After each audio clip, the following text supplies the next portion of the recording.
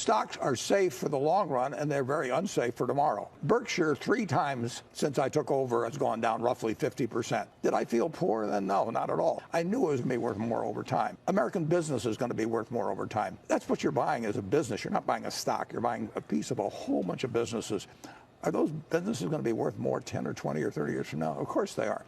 But if you think you can jump in and out, or that you know the time to come in, I think you're making a mistake. I'm curious about what you think is the best way to become a better investor. I think you should read everything you can. You just got to fill up your mind with various competing thoughts and sort them out as to what really makes sense over time. And then once you've done a lot of that, I think you have to jump in the water, because investing on paper and investing with real money is like the difference between reading a romance novel and doing something. I really said that growth and value, they're indistinguishable. They're part of the same equation, or really growth is part of the value equation. So our position is that there is no such thing as growth stocks or value stocks, the way Wall Street generally portrays them as being contrasting asset classes.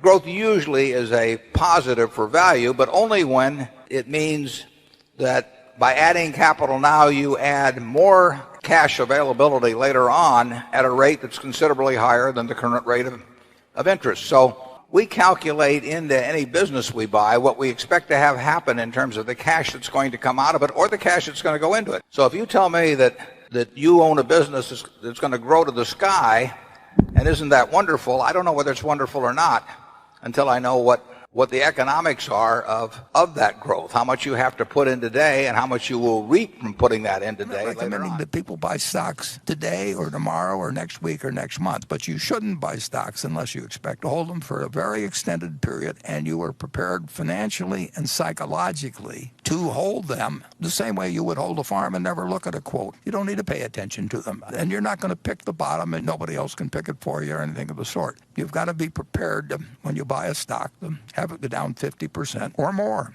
and be comfortable with it. There have been 3 times in Berkshire's history when the price of Berkshire stock went down 50%.